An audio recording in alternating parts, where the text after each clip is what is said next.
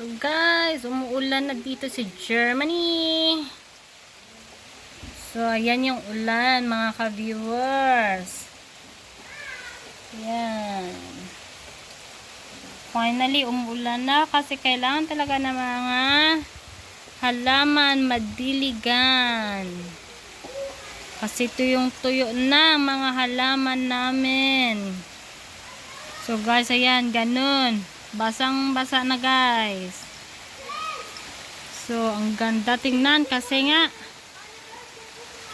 finally makakaligo na at makakainom na ng tubig ang mga halaman.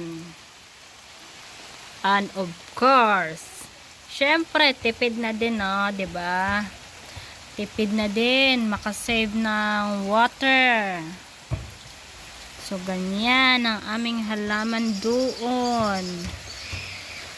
Ay sari-sari, singkamas at talong, sigarilyas at mani, sitaw, bataw, patani, patula, ugbos kalabasa, at saka meron pa